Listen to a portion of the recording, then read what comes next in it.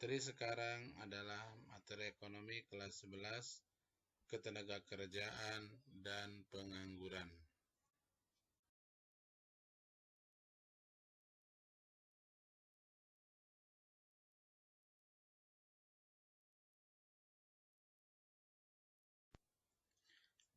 Ketenagakerjaan dan pengangguran berkaitan dengan 3 hal. 1. Jumlah penduduk, 2. Angkatan kerja, 3.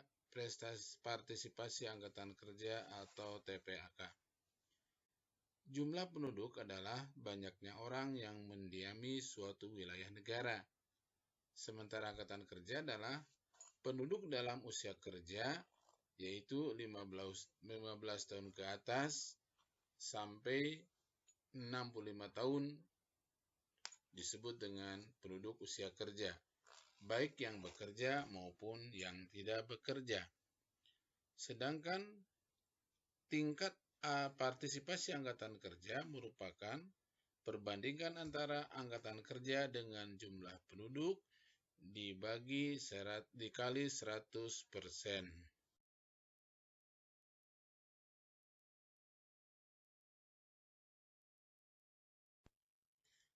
Ketenagakerjaan dan pengangguran menyangkut 2 hal. 1. Berkaitan dengan kesempatan kerja, 2. Pengangguran. Kesempatan kerja merupakan kondisi tersedianya lapangan kerja bagi angkatan kerja yang membutuhkan pekerjaan. Sementara pengangguran merupakan sejumlah orang yang tidak mempunyai pekerjaan atau sedang mempersiapkan suatu usaha baru.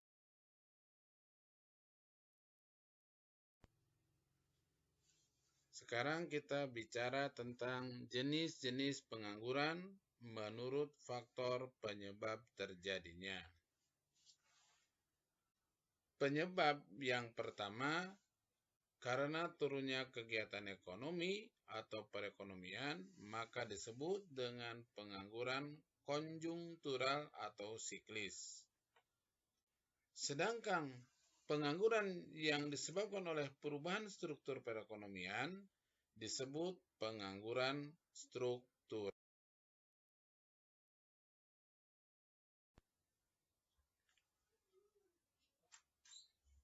Penyebab pengangguran yang disebabkan oleh kesulitan temporer dalam mempertemukan pemberi kerja dan pelamar kerja disebut pengangguran friksional. Sementara penyebab terjadinya pengangguran karena pergantian musim disebut pengangguran musiman.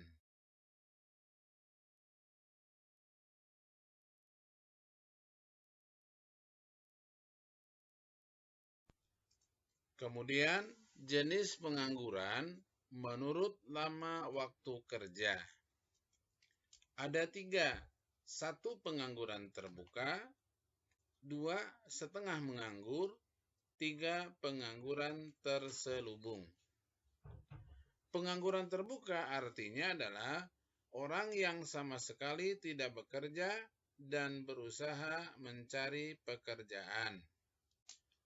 Sementara setengah menganggur adalah orang yang bekerja tetapi tenaganya kurang termanfaatkan diukur dari curahan jam kerja, produktivitas kerja, dan penghasilannya. Sedangkan pengangguran terselubung adalah tenaga kerja tidak bekerja secara optimal.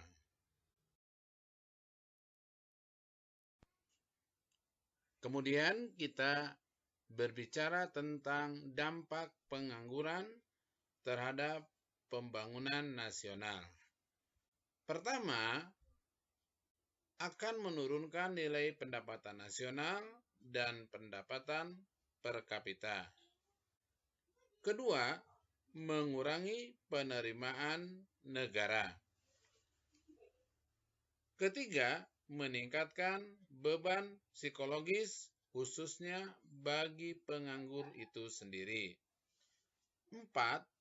Meningkatkan biaya sosial.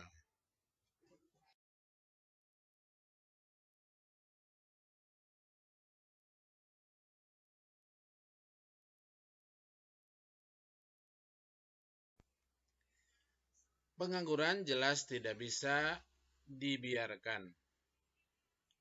Berikut ini kita akan uraikan cara-cara mengatasi pengangguran berdasarkan jenis-jenis pengangguran yang ada. 1. Pengangguran siklis. Cara mengatasinya diantaranya peningkatan daya beli masyarakat. 2. Membuka proyek yang bersifat umum. 3. Mengarahkan permintaan masyarakat untuk membeli barang dan jasa. 4. Memperluas pasar barang dan jasa. Untuk jenis pengangguran struktural, cara mengatasinya diantaranya 1. Dengan mengadakan pendidikan dan pelatihan tenaga kerja. 2. Meningkatkan mobilitas tenaga kerja. 3. Mendirikan industri yang padat karya.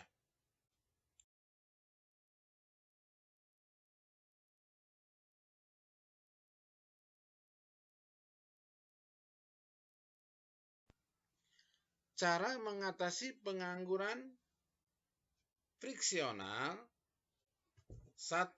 Mengusahakan informasi yang lengkap tentang permintaan dan penawaran tenaga kerja. 2. Menyusun rencana penggunaan tenaga kerja sebaik mungkin. Sementara untuk mengatasi pengangguran musiman, 1.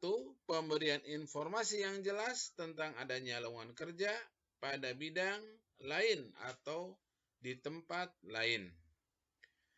Kedua, peningkatan keterampilan tenaga kerja.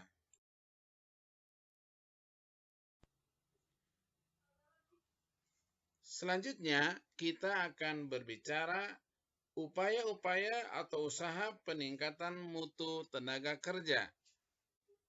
Bisa dilakukan dari atau dengan berbagai peran, baik pemerintah, swasta, maupun individu tenaga kerja itu sendiri. Untuk pemerintah, bisa berperan dengan cara mendirikan berbagai pusat latihan kerja yang disertai pula dengan usaha peningkatan mutu sekolah kejuruan, penciptaan kondisi yang kondusif bagi penanaman modal, dan program keluarga berencana.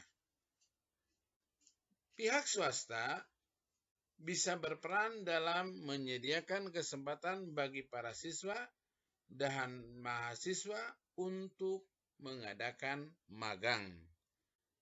Sementara bagi individu, masyarakat bisa membekali diri dengan keterampilan dan pengetahuan serta menanamkan jiwa wirausaha.